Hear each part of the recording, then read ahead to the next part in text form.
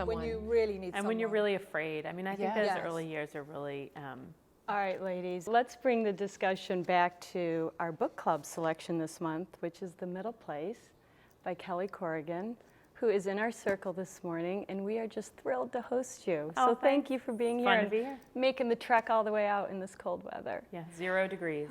Actually, -9, but Negative Negative 9. nine. Let's not split hairs. yeah. As long as they still have school. So Kelly, The Middle Place is a really interesting title, and one in which you define it as being that sliver of time between childhood and parenthood.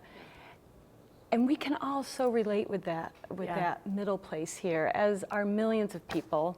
This book is steadily climbing all the best bookseller lists. Go, little book, go. But your video, Transcending, the essay you wrote, The YouTube thing. 3 million hits, it's gone viral. Yeah.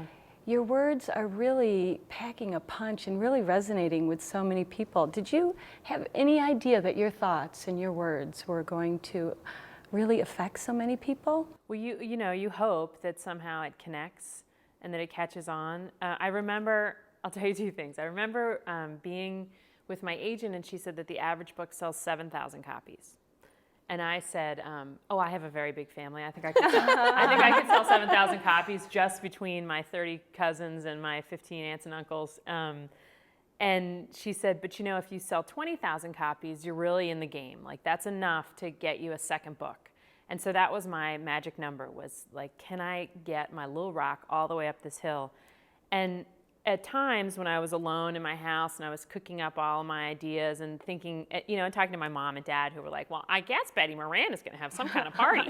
And Franny Moran already bought 10 copies. And so all of a sudden, when I was in that environment, it felt like, okay, we can do this. We can get to 20,000. And I really felt responsible for that. And in a way that I don't know if all authors do, maybe. And then, but when you're in a bookstore and you're surrounded by 2 stories of books that are this big, I mean, literally thousands and thousands of titles, maybe 10,000 titles, 10,000 authors' dreams are surrounding you. You think, oh my God, this is never going to happen. I'm never going to get above the noise. There's just too many people with too much to say. And I've often had this feeling that we should all stop creating new books, because there's so many great books out there right now and nobody has time to read them all, that I think the best thing we could do is just stop production for a year, put out a list of like the top 10 titles in all these different categories, and give people a chance to catch up a little bit before we flood them with more stuff. I'm sure the publishing industry is really psyched about me right now. Now, when you made that video that really went viral, Yeah. I must say, I go to the beach with a group of friends, and we've done it for almost 15 years, and one of my girlfriends sent it to me. I didn't know you'd written a book.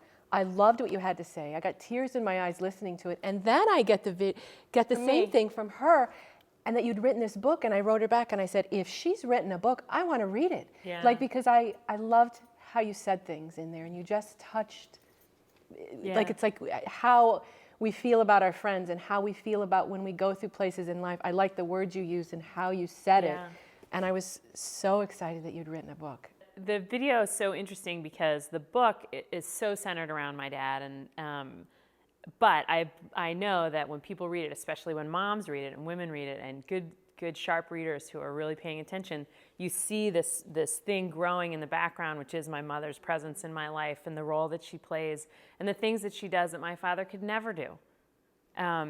And so I wanted to sort of honor that. And also, you know, the center of her life is this group of women. And they call themselves the Pigeons, and they're dying. And things are happening to them. And if you sit around that room while they're playing backgammon and having a glass of Chardonnay, you hear it all. And collectively, everything that could happen has happened. They've had kids in jail. They've had kids who are addicted to cocaine. They've had divorce. Not themselves, but their children. They've lost grandchildren. So you sort of, you know, as a young person who's in the beginning of my story as a mother, I just felt like all my pores were open, and it was just sort of seeping into me like what's coming and how cool it is. And then the other piece of it that factors so large for me is that my cousin, who is 10 years older than I am, Kathy Corrigan, in Charlottesville, her son died. And he was 20, he was in a car accident, Aaron Zencraft. And it just has had such, I mean, there's hardly a day that goes by that doesn't cross my mind that, you know, you don't, that just to get to the end of your life with the same man and your kids alive is enough. I mean, you know, whenever I talk to God or say my prayers or, you know, beg the universe for things, all it ever whittles down to is that. Like, could I please get all the way to the other end just with him, just with them? I don't need anything else. Take it all. And you know, you find yourself like negotiating like that because it's just so risky. There's so many little risks in your day, and I don't think that you feel that vulnerability until you become a mother. And then as soon as this stuff starts happening to you or to the women around you, you start to understand how people get through these things. And they get through these things with each other.